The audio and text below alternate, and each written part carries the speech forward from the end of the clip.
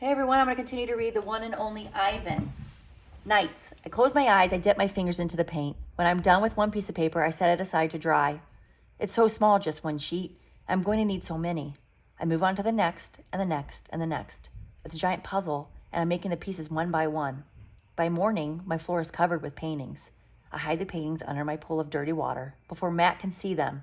I don't want them to end up in the gift store, selling for $20 a piece, $25 with a frame. These paintings are for Ruby, every one of them. Projects. Ivan, Ruby asked one morning when I was trying to nap, why are you always sleeping during the day? I've been working on a project at night, I tell her. What's a project? It's a thing, a painting. It's a painting for you, actually, I answer. Ruby looks pleased. Can I see it? Not yet. Ruby pokes with annoyance at her roped foot. She takes a breath. Ivan, do I have to do the show with Mac today? I'm afraid so. I'm sorry, Ruby. Ruby dips her trunk into her water bucket. That's okay, she says. I already knew the answer. Not right.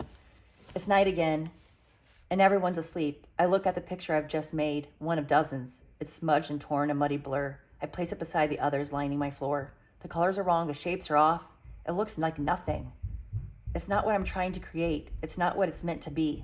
It's not right, and I don't know why. Across the parking lot, the billboard beckons as it always does.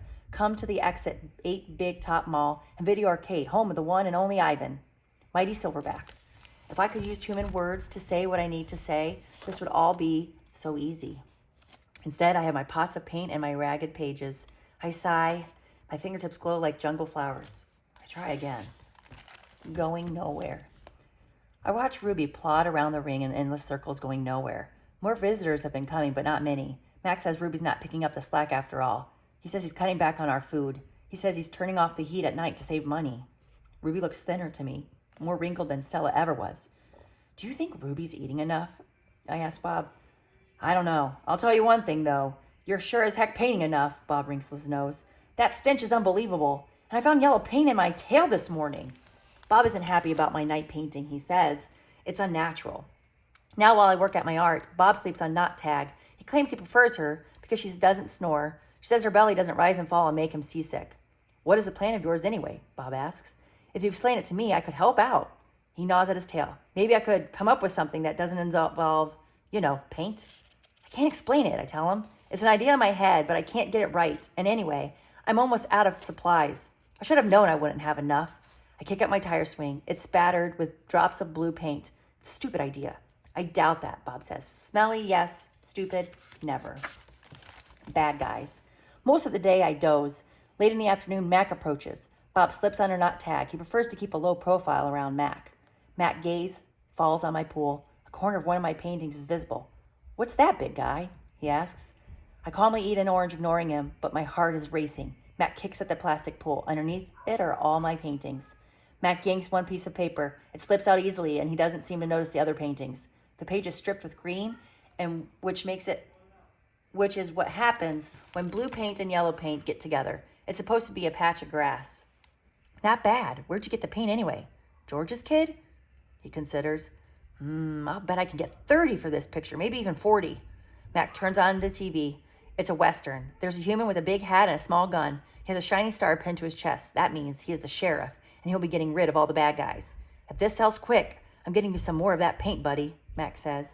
He walks away with my painting, Ruby's painting, for a moment. I imagine what it would feel like to be the sheriff. Good news, huh? Bob says when Mac's out of earshot. Looks like you might be getting some more supplies.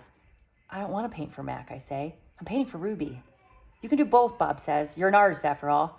While I watch the movie, I try to come up with a new hiding place for my paintings. Maybe I think I could fold them once they dry and stuff them into Not Tag. It's a long movie. At the end, the sheriff marries the woman who owns the saloon, which is a watering hole for humans, but not horses. It's been a long time since I've seen a Western that was also a romantic. I like that movie, I say to Bob. Too many horses, not enough dogs, he comments. An ad comes on. I don't understand ads. They're not like Westerns, where you know who the bad guy is supposed to be. And they're hardly ever romantic unless the man and the woman are brushing their teeth before they lick each other's face. I watch an ad for underarm deodorant. How do you know who's who if they don't smell? I ask Bob. Humans reek, Bob replies. They just don't notice because they have incompetent noses. Another ad comes on. I see children and their parents buying tickets just like the tickets Max sells. They laugh, enjoying their ice cream cones as they walk down a path. They pause to watch two sleepy-eyed cats, huge and striped, dozing in long grass. Tigers, I know because I saw them on a nature show once. Words flash on the screen accompanied by a drawing of a red giraffe. The giraffe vanishes and I see a human family staring at one another, another kind of family. Elephants old and young. They're surrounded by rocks and trees and grass and room to wander. It's a wild cage, a zoo.